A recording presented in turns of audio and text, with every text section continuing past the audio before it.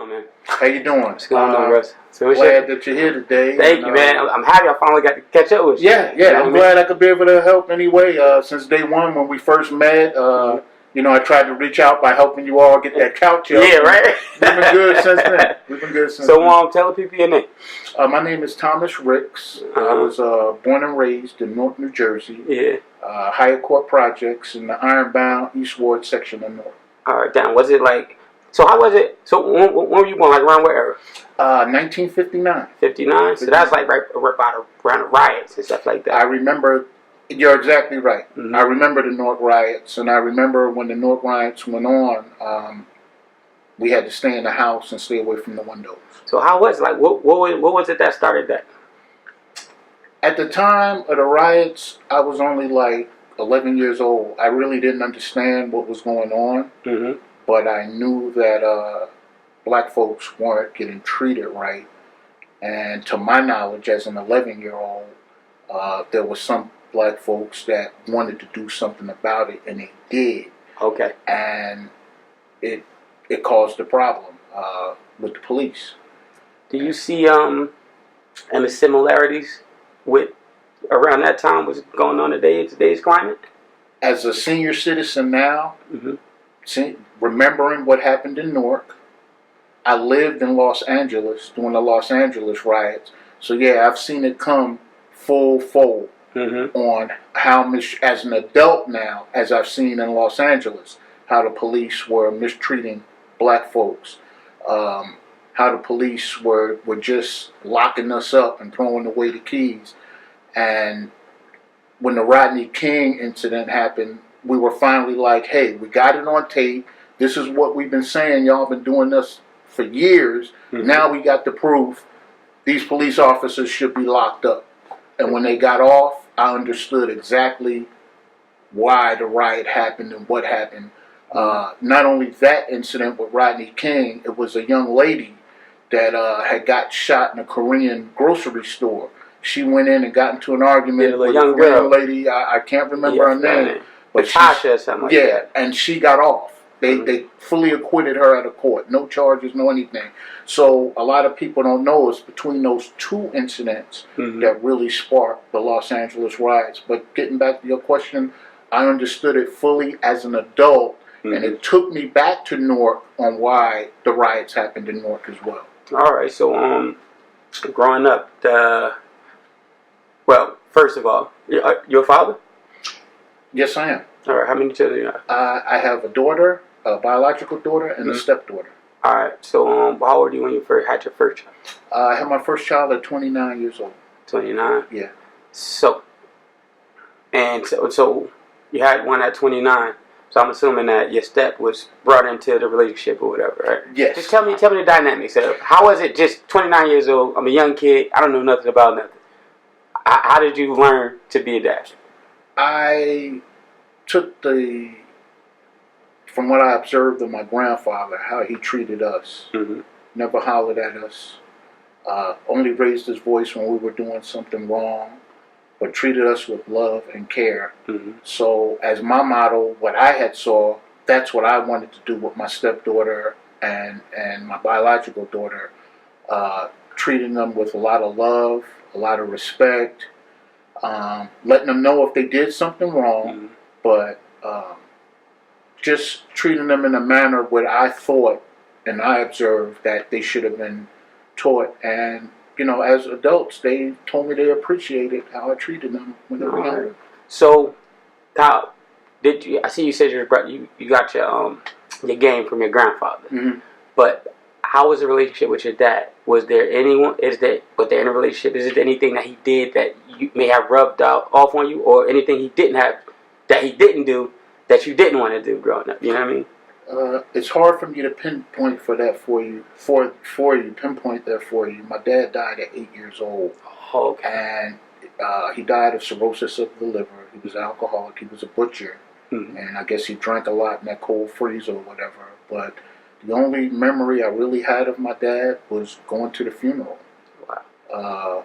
Him and my mom were separated at that time. And I remember he'd come by here and there, but I don't really remember him in a way where I can make a full observation. Yeah, like you didn't really have a bond. Right. You weren't old enough. Yeah. Right. You know Other than the funeral. I remember the funeral. But did that even take any effect on you at all? Just, hey, most kids, you hear a kid in class, hey, my dad coming, bring your parent to school day or something like that. Did that bother you in any type of way? Because some children, somebody may be going through that same thing, you know? I was fortunate. My uncle stepped in. He was only 19 years old at the time, 17 years old at the time. Mm-hmm. And he became like my father, my older brother. He was the one, I got the opportunity to go to college because my uncle trained me in athletics mm-hmm. and how to play sports and mentored me, and it got me a chance to get a scholarship. So I'd have to say my uncle was like my father, my big brother. Everything. He was like everything to me. Yeah. See, funny that you mentioned that about the mentoring. So I wanted to ask you, how important is it for a young man growing up from where we're from, you know, in the inner cities, to have a role model or like just somebody that they could talk to about? It's the most important thing, because without my uncle stepping in and exposing me to sports, that's what kept me off the corner. It was guys when I was coming up. It was two type of guys: those that were playing sports all the time, and those that were on the corner. Mm-hmm. Sports kept me off the corner. Going back to about the kids again. Mm-hmm. The daughter, the biological daughter, and the stepdaughter. You know, most guys. I mean, a lot of guys, we get a bad rap because like they barely want to raise their own kid. Mm-hmm. I don't truly believe that, but you know, we get that stigma. How is it that you could accept the child that is not yours, and how important is it that you to treat this child as if it's your own? That's a good question, and I got that from my mom. Mm-hmm. When I first met my wife, I had never dated a young lady that had a child before. Mm-hmm. And when I first met her, we had built a relationship, and 3 months into it, she told me she had a daughter. So I remember going home and asking my mom and said, "Mom, you know, I really like this girl, but she has a child. I don't know what to do." My mother said, "Well, if you really, really like her, you have to accept the whole package." Mm-hmm. And that's what I did. Yeah, man, I truly believe that too. I believe in communal raising. Mm-hmm. Period. Even if it's I'm a friend. Mm-hmm. Or whatever, and you admit the dad or whoever, like, you know what I mean? I'll take him. That's right. Bring him over here with me. I'll take him to hang out, you know what I mean? And I treated her like my own. At the time, I was teaching, and my wife, who wasn't my wife at the time, she would get off work not till 5 o'clock mm-hmm. and get home at 6. As a teacher, I got off at 2:45. Yeah, so I would pick up my stepdaughter, take her to the park every day. Yeah. So that's how we built a good relationship. She was 5, 6 years old. Every mm-hmm. day I took her to the park and we played. I babysat her. Yeah. So that's how that relationship was built. All right. So, I mean, I could tell you're pretty good with kids. So, for those that may have a hard time trying to get a kid to open up, what are some good techniques you think that you could get your child to open up? Like, not necessarily. 2 questions. How do you get the child to open up? And are you supposed to be your child's friend? Or is it like it's a fine line? In my opinion, how to get the child to open up is establish trust with them. Let them know that you're there for them, that you care, that you want their best interests at heart. My thought for if they're a friend or if you're guiding them, I believe the guiding. Mm-hmm. Because I don't believe you can be their friend and try to guide them at the same time. I've walked in deeper waters. Yeah. So I'm going to try to let you know to avoid some of the things that I had. And as your friend, you might not see it like that. If I'm acting as your friend, you mm-hmm. might not see it as that. But if I'm trying to describe to you and tell you and put it to you in like an authoritative way, mm-hmm. I think you might be able to see it clearly than I was coming across as your friend. Because as your friend, you might, oh, well, he did it, I could do it. Yeah. You know, so, you know. You know how the kids is anyway. They don't think we was here before. They don't believe that you were 13 Exactly. or 12 before, right? Exactly. You gotta like listen. Right. I did everything that you can't. We did it all. Slicker than me, man. Yeah. I did the same thing that you're doing. That's why I know what you. That's how I can call you on it. Right.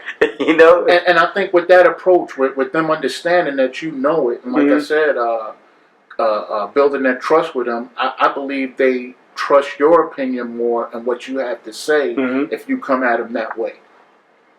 Oh man, yeah, these kids is crazy, man. So with the man, what you been talking to them and getting them to open up? How important is education for a child? How important? I'm not saying it. Rather that be formal, trade, just reading a book. How important is it? Let me tell you, coming up in the projects, this is what I heard a lot of times. Man, I'll take street education over traditional education any day, because street education is this and that. You know what? Coming from the streets, it's not. You know how they weed us out half the time? Half these jobs you can't walk into unless you got an associate's degree, a bachelor's degree. They not asking, and when you look at the for the job, the criteria, for the job, it's not saying the street degree. Yeah. You better have something from a traditional college or a business college. But does that really determine what you know as a person? Because there's people out here that ain't go to school for nothing. It's not about what you know. It's where you want to be. Because I can say, living proof, a traditional education made the difference in my life. Okay, you can know a lot of stuff and go to a job and work there for 20 years and earn $50,000. With that traditional education, you're going to walk into that job making $50,000. Okay. And by the time you do 20 years, you're making the 6-digit figures. That's what a traditional education, and it's number one in my book, again, because I lived it. I saw it. I'm from the ghetto. I saw people, we were on welfare. Yeah. Okay? I remember my mother was on welfare. We got the cheese. We got this and that. And she always put education first. And I saw the people that acquired education, that moved out of the project and did better for themselves. Well, I'm here to tell you, I'm living a whole different life because of traditional education. Now, to go back on what you said, if you don't have it, that doesn't mean, you don't know as much. I'm talking about economically. Yeah. I remember a place like this growing up, driving by, I wish I could live at a place like that. Well, that's what an education did for me. It got me to live in a place like this where without it, I might not have been able to do it. I'm not going to say I wouldn't have, but I might not have been able to do it. Okay. Now, funny that you bring that up. The place where we live at now, given where we came from, the circumstances we had. Why is it that us in these urban communities, we get a little piece of money, the first thing we do is move away rather than try to build up where we were? And what is some advice that you could give some young men to try to help build where they are, even if they do move away?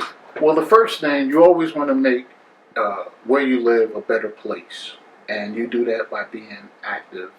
And what I mean by being active, like my mother was the president of the tenants union, the section leader. She got me involved with politics in the neighborhood and trying to do and make better for yourself. That's the first thing.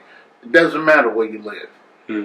You can make a better place if you go about it like that. Now, the other part of the question, I believe we move on, especially when there's children involved, because of the education system. The education, unfortunately, system in our inner cities, it's not that good. That's why a lot of these charter schools have started. Well, when you move out to the burbs, they got better books.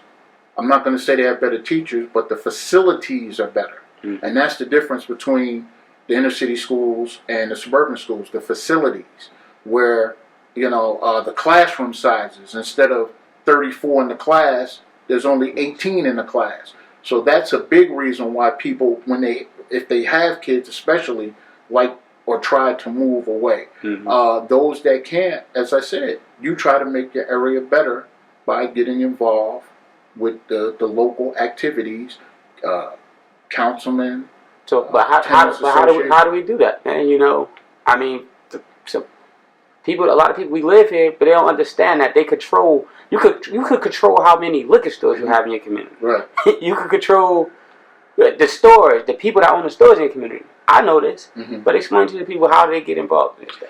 Being involved in your community, knowing who the council person is, the council person of the ward or that section or whatever, knowing him or her, getting involved with him and her. PTA, if you have children in school, be involved in the PTA.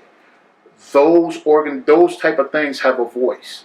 If enough people are on the councilman or councilwoman, stuff can happen. Let me give you an example. My mother, when she was a Tenants Association of High Court Project, it was a finding that asbestos was in the school. I went to Hawkins Street School in North New Jersey, and my mother found that out. She gathered the community. The community wasn't all black. It was black, Hispanic, and Portuguese. Yeah, I know down that area. Yeah, she gathered the community, and guess what? She closed the school for 2 days. They set up a picket line outside the school. Again, my mother was involved in the PTA as well. The teachers honored it. The council members came down. It was in the paper. Guess what? They closed the school for a week and took that asbestos out there. Again, and being involved in your community, and I saw it from the ground floor of what my mother did. When the mayor's race was on, the mayor came to our place, 12 Vincent Court, apartment 2A, to ask my mother for her help, to help get him the votes in the East Ward. The mayor of North sat in my living room apartment in the project, asking my mother. I know that probably did something for you, man. Yeah, you probably like, man, look, I get. Well, I looked at my mother like a queen. Yeah. My mother did everything for me. How important is it for these young men to have a strong black woman? Well, a strong, not. I'm sorry to say strong black, but have a strong woman in their corner. Having a strong mother has a lot of aspects on it. Having a strong mother, first of all, she's going to keep you on the straight and narrow. Second of all, it's going to give you notice on how to interact with your own black women, how to treat them, how to deal with them, how to talk to them, how to speak with them. The black mother is very important, and she knows she has to be, especially if she has a young male. She knows she has to be if there's no father figure around. She knows she has to be because there's a lot involved. And especially with what's happening now and what's been happening with the large incarceration numbers on young black males, a strong mother is very important, especially if there's no male involved. Yeah, that's what we trying to do here. You know what I mean? That's the point of this right here. You know what I mean? I believe we're supposed to have a strong woman in our corner too. I never thought that. Like when I was younger, I don't need no girl. When you're hearing the young fellas, I don't need no girl, this and that. But now I got a strong woman with me. It's like things got a whole lot easier. Outside of my mom. You know what I mean? Yeah, it makes a big difference. It makes a difference in having a good partner. Yes. Yes. Well, so what were some of the struggles you had to overcome as a man, and some things that? Yeah, what are some of the struggles you had to overcome? One of the biggest struggles, and I don't know how you may take this, was not recognizing I was from the hood. I didn't know I was from the hood until I went to college and came back and saw where I was living, how I grew up. Now, don't get me wrong, I wasn't down on it. It was like, oh man, I'm from the hood. No, it was self-realization, not knowing. We had 2-3 TVs. I thought we were middle class, we had color TV. And that was the biggest impact on me when I came home that Thanksgiving and seeing that, wow, you're from the project, man. I didn't have that realization before I went to college. It did kind of dawn on me when I was at the registrars and all these white students were paying for their classes, signing checks, $3,000, $4,000, and I came up with my scholarship voucher, here you go. But that did first catch my attention when these kids were writing out $4,000 and $5,000 checks like it was $10 or $20. So, like I said, I was like, whoa, somebody got some money. And then again, like I said, when Thanksgiving came, and I went back. So how was that experience though? Like, so what school did you go to first of all? I attended Barringer High School. Mm-hmm. And then you went off to then college. I went to Ellsworth Community College in Iowa, and I transferred to Illinois State University. Tell me about those different experiences when you seeing these kids on your stage. Well, I guess it was white kids or whatever, uppercuts. Yeah. Tell me the experience. Was the racism heavy then? How was it? First of all, it was a big culture experience because I'm coming out of Barringer with classes. Everybody in there looked like me, a black, a Latino. Yeah. Now I'm in classes where I'm the only brother in the class. I'm going to take a step back and again, how much your mother is involved, because my mother prepared me for all of that.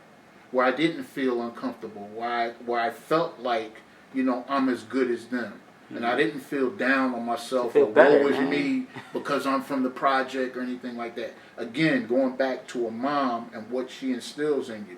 Now, as far as me, myself, I knew I better work hard because they already looking at me because I look like me and it ain't too many of me out here. Mm-hmm. So number one, I can't get in trouble. I got to keep it clean. I got to do the best I can, and I just have to stay positive. Yes, it was some racism. The racism I saw with those that didn't like me, I stayed away from them. Mm-hmm. But everybody wasn't racist. It was some really cool white people. In fact, if it wasn't, I wouldn't have stayed in Iowa. Mm-hmm. I wouldn't have stayed. If I would have felt it was that bad and felt I was in danger, I would not have stayed. But I ran into some really nice white people that treated me like I was their kids. If they brought up their kids' jeans or whatever, they brought me a pair. If they had Thanksgiving, whatever, they invited me to Thanksgiving. So I know all people are not the same. I know there are some really good people on this planet, and I know there's some really bad ones. But I know if it wasn't for the good ones, I wouldn't have made it through college. So did you ever talk to your daughters about, have ever sat and had that conversation about, hey, I understand they're women, so it's a little different. But have you ever spoke to them about the inequality with the races? Yes, I have. Mm-hmm. How was that? And they listen, and I believe it resonated with them because my daughters have turned out. My oldest daughter is a chemist for L'Oreal. Mm-hmm. My youngest daughter, she's more the rebel. She's finishing college now to be a teacher's aide. All right. But it did resonate with them because my oldest daughter wouldn't be able to travel to France and all these other places and deal with all these people if I hadn't instilled to her what to do. Mm-hmm. My youngest daughter wouldn't be able to do the things that she does if I hadn't instilled in them how to deal with people, how to treat people, and how to be treated. So I think it resonated with them, my talk I had with them regarding race and all these other type of things. So what do you tell a young brother that's coming up that's probably about to go to, well, I understand things are different now, mm-hmm. and I think it's a little more diverse, but you see with our president and everything, mm-hmm. it's still out here. Mm-hmm. What do you tell a young brother that's going to a new environment that's probably prominently white? Mm-hmm. What do you tell them to make them feel comfortable and to fit in? To believe in itself and stay positive and don't give up on what your dream is, what your goal is. Mm-hmm. You stay positive, you don't give up, and you do what you came to do, and you complete your goals. Mm-hmm. That's the best that I could give them because I walked through that. That's what I did. Yeah, I mean, I know. Because it may be tough to stick with it. You calling home every day, man. I'm glad you brought that up. I'm glad you brought that up. I called, again, we're from the project. We couldn't afford it. I called my mother every day. Her phone bill was like $500 every month. To this day, I don't know how she paid it. But I called my mother every day. So what you brought up is exactly true. If you got to do that, you got to do it. Yeah. But whatever it takes to get through it, that's what you have to do. And if it's talking to mom every day, that's what you got to do. All right. So, what was maybe one of your biggest insecurities growing up, if any? I didn't feel I was smart enough because prior to college, the only thing I had given 110% for was athletics, football. Mm-hmm. I had never given that in the classroom. But I even came to a crossroads with that. Because one semester I said, I'm going to do in the classroom what I do in football. I got a 3.0. Before then, I was averaging 2.5, 2.6. And when I got the 3.0, I thought it was a mistake. I went to the registrar's office and said, you know, y'all had 3.0 on it. They checked everything. They said, no, Mr. Ricks, you got a 3.0. And it was so easy. Yeah. I was like, I can't believe I didn't believe in myself enough to do better. And that's what I want to pass on to others too. Believe in yourself. You're smarter than you think. Believe me, I wasn't the smartest apple in the barrel. And if I can get a 3.0, you better be damn well you can. You can do it. I'm telling you. I'm here to tell you you can do it. Yeah, I know, man, because school is so easy. I mean, when I first started college, I was like, same thing. I thought it was just something else. Mm-hmm. When I get there and I started doing work, I'm like, I need to get a 4.0. Mm-hmm. Like that. Mm-hmm. It's easy. Just do the work. Just do the the answers are right there in the book. There you go. That's And it. you study. Yeah. And I think that's where a lot of our kids have a disconnect. Studying. Mm-hmm. You know, taking 2 hours a day to go to the library where it's quiet, where your mind can relax, or in a quiet room. Studying is the key. Mm-hmm. If you study, you're going to do well. Like you said, everything is in the books. But if you take time out to study for it, oh my goodness, like you said, you're going to get a 4.0 hands down. What you thought a man should be as a kid versus what you think a man should be now. How has that changed? Or has it always been the same? No, I did know the difference. And the difference was, to me, those dudes like that, the money was cool, they was flashy, they had the rides. But one thing I realized about them, all of them, they had to sleep with one eye open. Mm-hmm. And me and my boys used to talk about that. And we said we never want to grow up and have to sleep with one eye open. We're going to do what we got to do, go to bed at night and ain't got to worry about it. Right now, I ain't got to worry about the police kicking down my door, talking about I got drugs or numbers or whatever. Mm-hmm. So I knew the difference early on that I did not want to sleep with one eye open when I was an adult. Mm-hmm. All right, cool. But is there anything that you wanted to do that you didn't do? Believe it or not, I wanted to be a cross-country truck driver. Yeah. That was my dream. Yeah, I wanted to see the country, driving the big rigs, and what happened, that's what I was going to do. I had planned to go to tractor-trailer driving school, and the scholarship came along at the last minute. And when it came along, my mother said, even though I had never been away from home, the only part I never went down south or anything like that, the only going away from home I went to was like New York City, 42nd Street. So when my mother, I said, Mom, I don't know what, she said, you going. Yep. She said, you going. That brings me up to something else. How important is travel for children? What do kids to move, to leave their nest? It is so important for parents to take their kids places, send them down south with the cousins, aunts, and uncles, so they can get out that environment and see that it's more to life and more to this world than where they live. It's right there 1A as far as kids are concerned. You're so right. Travel is so important because I don't think I would have been as homesick had I gone away or visited cousins down south or whatever. And if a child has never gone away no more, in the military, I'll say the same thing. If they've never gone anywhere and going to the military, that first year is going to be so hard because they've never been nowhere before on their own. Mm-hmm. You know, even with all the training that my mom gave me, it was still hard emotionally, you know. So that's 1A. That's how important it is for parents to get their kids, like I said, if they can afford it, take them on vacations. If they can't, send them with Aunt Jolie or whoever down in Georgia or whatever for 2 weeks out the summer. But get them out of the environment. That's so important in their personal growth, sociological growth. That is so important to get the kids out of the area. I'm happy I got that when I was young too. I always was back and forth since probably kindergarten. Down Florida, Georgia, everything. That worked well for you, right? Growing up now. Yeah. I got cousins now to this day. I tell you, man, I don't want to go nowhere because I'm scared. I don't know nothing else. He's 30 years old. Right. And that's crazy to me. But I gotta understand it. He didn't get to travel like me. Me, I knew what I didn't want. I got to see what I didn't want. Right.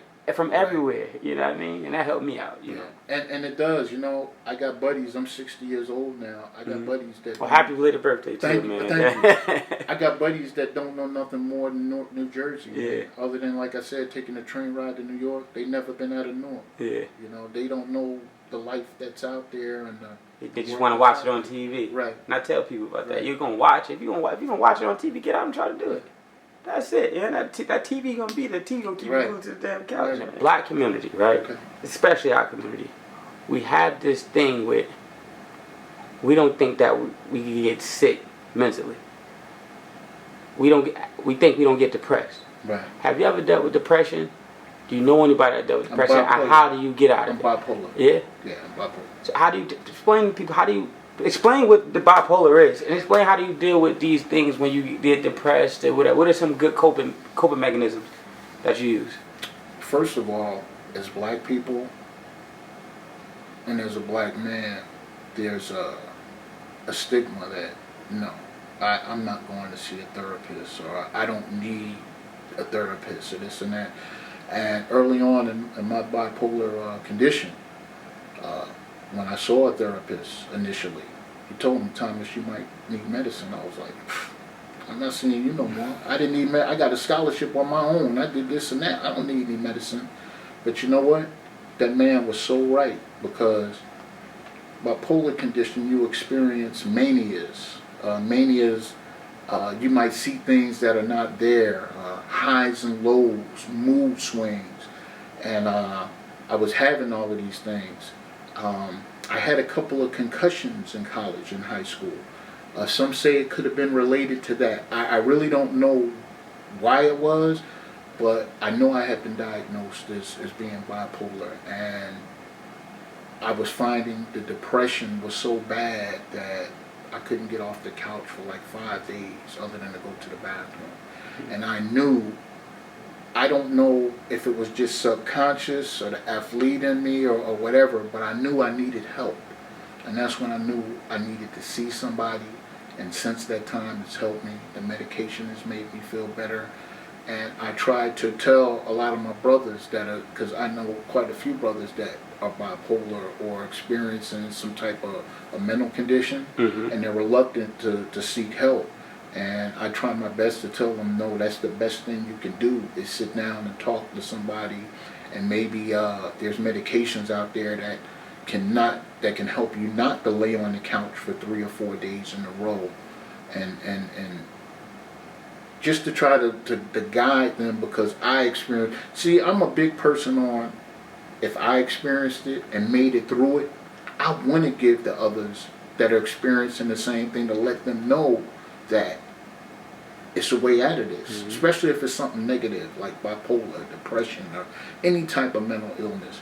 So I do my best to try to, young men I meet or guys my age or whatever, when they just start talking, hey, maybe you need to see somebody, man. Sometimes they'll look at, it's okay. You got to make it a normal. Like, it's cool. It's all right, man. It's okay. Exactly. So that's my outlook on that area with mental illness or mental health. Yeah. But I do try to let other brothers know that it's best, if you can, to please talk to somebody. That doesn't mean you're gonna need medication, but just talking. Just let it out. It's always good to vent. You know what I mean? Just somebody unbiased ear. Yeah, it's like the old steam trains. If it builds up in you, when that steam pipe comes out, everything is gonna come out, and you don't know where you're gonna end up on the other side. Yeah, I've been there, man. You know, I did, but I practice yoga and meditation, so that helped me a lot to meditate. And people think yoga is just the moving aspect of it, the asanas, the poses.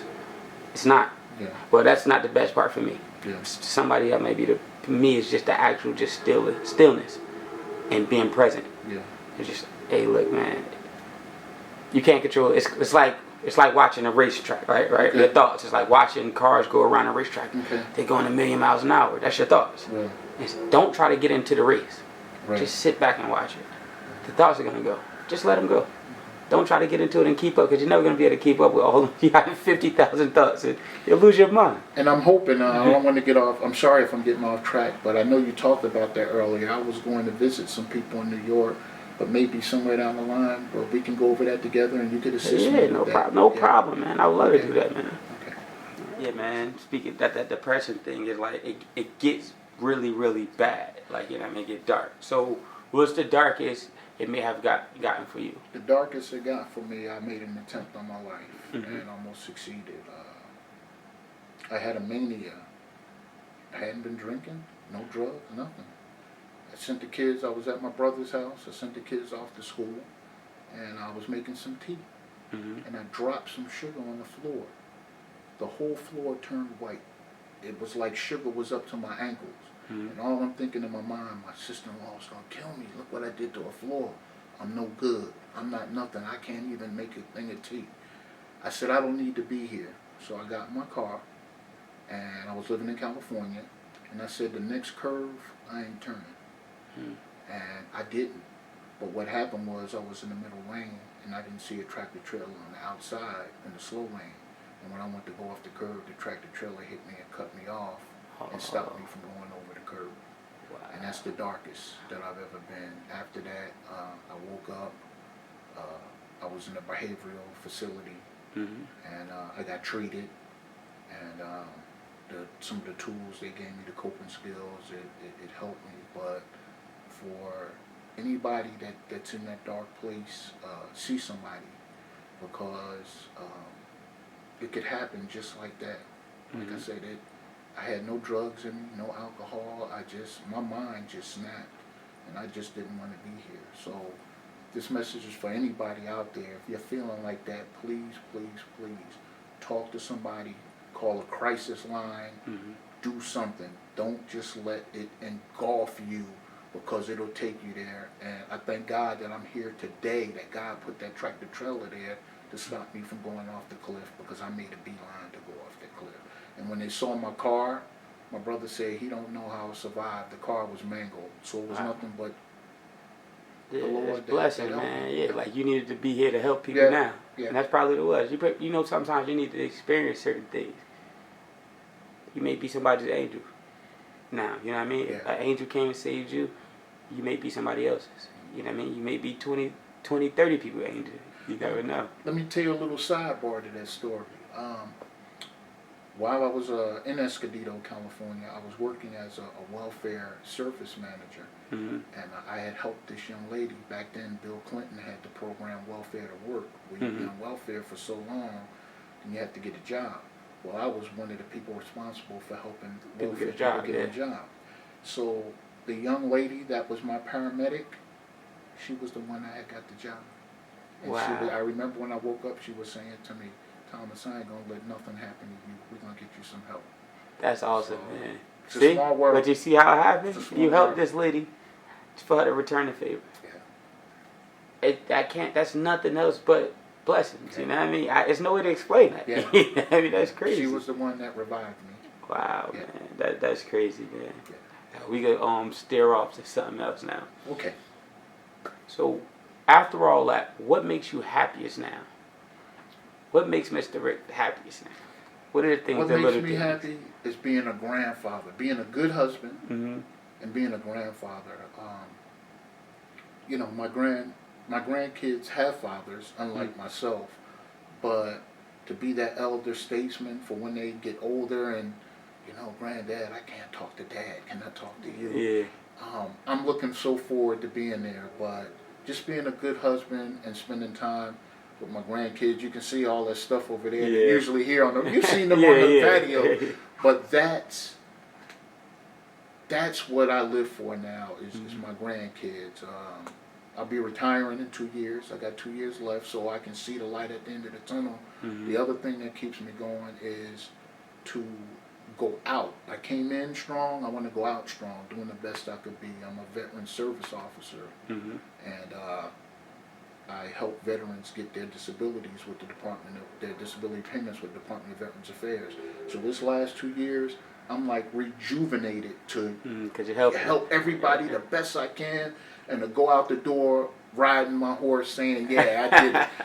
I know it's like a Hollywood type, but that's how my life has been. You know, I never dreamed I'd be here, and I don't live on a house on a hill or anything like that, but I'm so happy the way things turned out in my life, which I never thought it could be like it is. So how'd you end up in California though? How was that part? As a youngster, I always wanted to go to California. See it on TV. So yeah, what happened? My brother, he was in the Marines, and he had to do a tour in Japan for 2 years, and he couldn't take the family. So I wanted to be like my uncle was to me. I wanted to be out with my nephews, so number one, they know who I was, and number two, while my brother was gone, even though they were young, I could be there for them. That was why I moved to California, and I had my nephews every weekend. I would tell my sister-in-law, hey, go hang out with your sisters, whoever, I got the boys, don't worry about it. And that's what we did. I raised those boys for 2 years. Dang. So, I see that you want to be, you're happy about being a grandfather. Like me, I tell my friends that they think I'm crazy. I'm like, man, I'm just looking forward to being a grandfather. Mind you, my kid's 13 and I got a long time before, but I think that's the dopest years. Like I talked to my father about that. So what is the difference from you raising your kids to now? What did you learn now from raising your kids to now you got your grandkids? How did you get better as an educator? Just time and experience. There is no like secret formula. It's just honestly you kind of learn as you go. You kind of learn, and you take some of the things that you observe, like I saw my grandfather do me, like I saw my uncle. You kind of it's a mix. You kind of mix it all in, and you really hope for the best. And then as you go along, I see some of the mistakes that I made with my girls. That man, I should have did this better. But I see some of the things I did right. Well, I was right on that. So it's like a whole big mix, and you just trying to do the best that you can. See, my dad told me, he said, you and my dad around the same age. My dad, my dad is 60, I think 58, 59, something like that. But he said he just got the grip on being a father at age 60. He's like, the first time, because he got younger kids too now, that baby like 5. But he like, this time around, he's like, I'm just figuring it out. I didn't know nothing. You don't know how to parent. Right. He's like, man, y'all, you know my son 31 years. He's like, now I think I got a grip on it now. Because he's seen us grow up. He's seen his grands grow up. Now he got to know it. He like, now I get it. What do you say about something like that? See, it was 2 different aspects that helped me. Number one, I remember being a youngster, being in the project. I remember she was 13 years old and had a baby. And I knew I didn't want to have no kid at no young age because I knew I wasn't prepared. That's why I waited till I was 29 to have a kid. And for me, the values my mother put in me to be married. Now, what helped me is my wife now, dating her with my stepdaughter and being involved with a child. And that's what helped me. But like I said, I knew I didn't want to be a young father because I saw so many people struggle at 15, 16, 17 that was having kids in the project. And I knew I wanted a life. And I knew if I had a kid, everything was going to be derailed. So I chose to wait. So what is something mandatory you think all fathers should teach their children? To respect others and to have respect. If you respect others, you're going to get respect. That's what's worked for me. That's what was instilled for me day one. Have respect for others, be respected, and be humble. Everybody don't have to know you're the smartest person in the room. Be humble. Yeah, sometimes just sit there. Yeah. Sometimes the loudest person is the... Yeah. Be humble. Those 3 things have guided me in my life from what my mother told me and taught me from day one. And I think I've been most successful by following what she told me. What idea do you have of a program that help young men, find jobs, become better role models, become more educated? What is something you think that we could do as a community to put in place to help that up?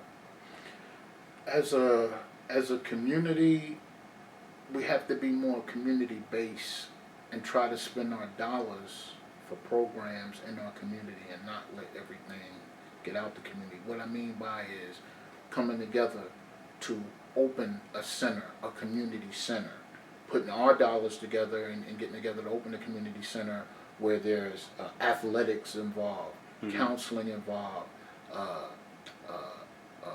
workforce education involved. That, not to get off, that was one of the things I did when I taught, when I went back. I had 7th grade. You know what I taught? Every Friday we had Real Life Friday. You know, I would do something that was real life. One Friday I brought in job applications. That's Mr. awesome. Riggs, why are we doing a job application?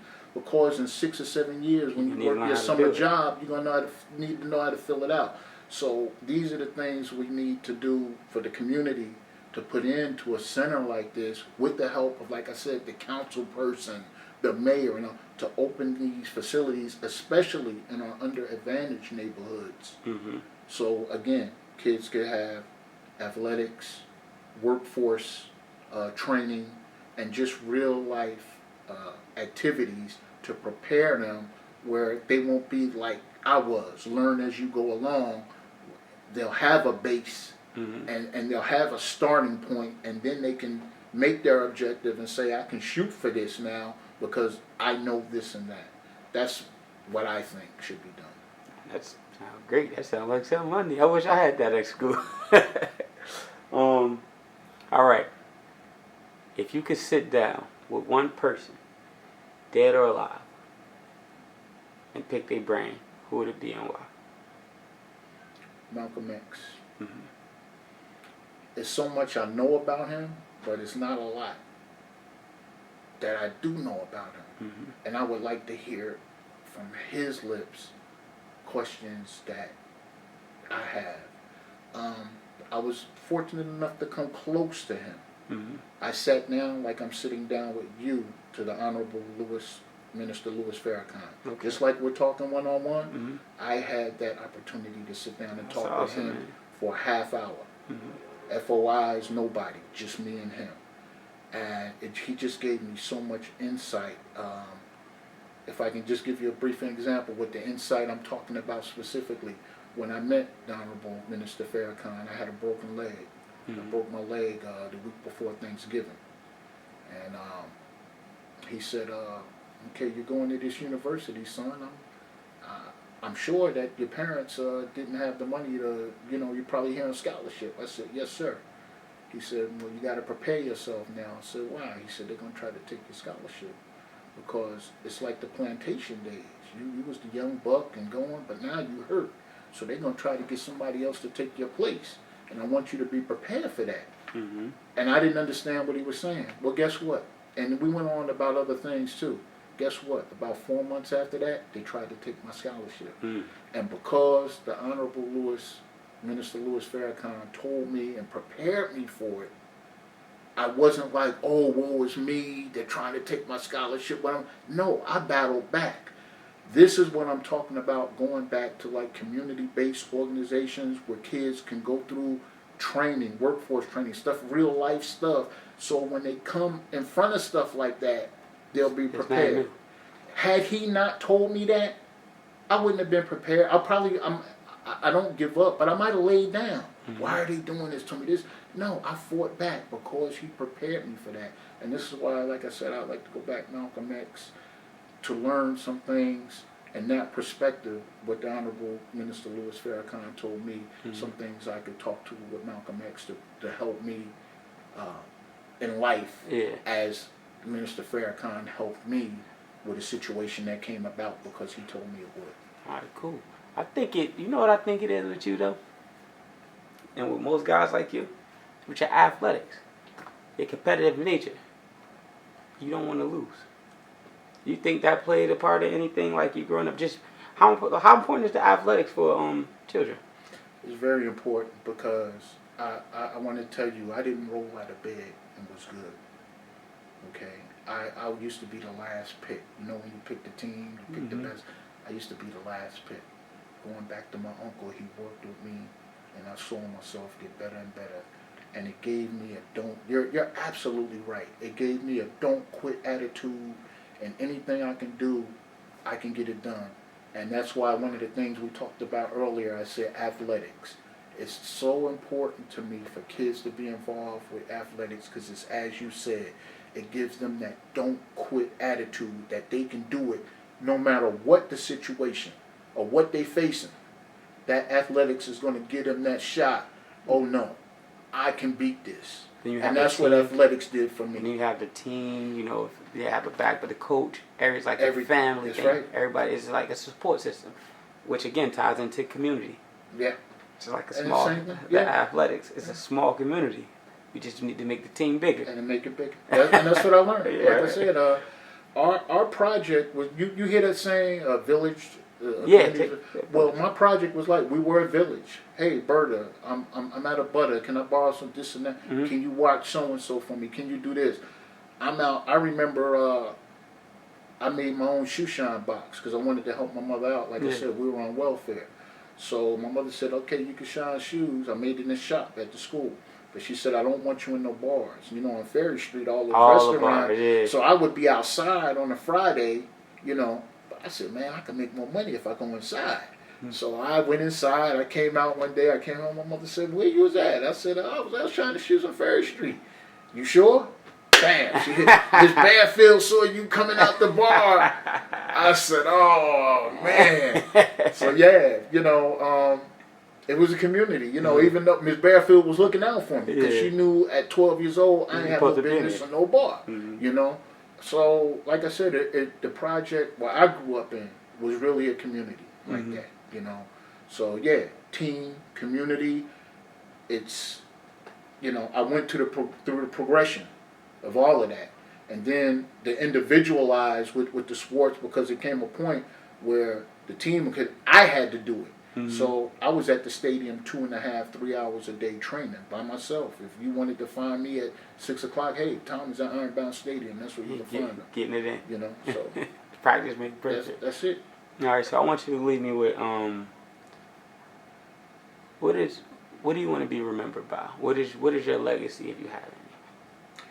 Honestly, it's not hard. I just want to be remembered as a good guy, you know, who gave his all and made something of himself. That's I know that sounds really simple, but again, when you go through the journey like I've gone through and not really big expectations except for as you achieved it as you've gone along, that's all. Well, like if people want to reach out to you or something, like you have like a web page or whatever, anything like that. Anybody that would like to reach out to me, I'm at woundedwarriorproject.org. Excuse me, Thomas Ricks at woundedwarriorproject.org. And I'll be there for another 2 years. And after that, I'll be riding off into the sunset with my grandson, my grandsons, and my granddaughters. I got 2 new granddaughters on the way. All right. I really want to thank you for taking this time out with me today because you brought up some memories and some things that I haven't thought about in a long, long time. And it makes me feel blessed to be here at 60 because I saw a lot of people that didn't make it. And I feel so blessed to be able to share my story. And I hope I, with anything I said, that I've helped somebody out there. And thanks again for your time to take with me, man. I appreciate it. All right, man. Thanks. No problem.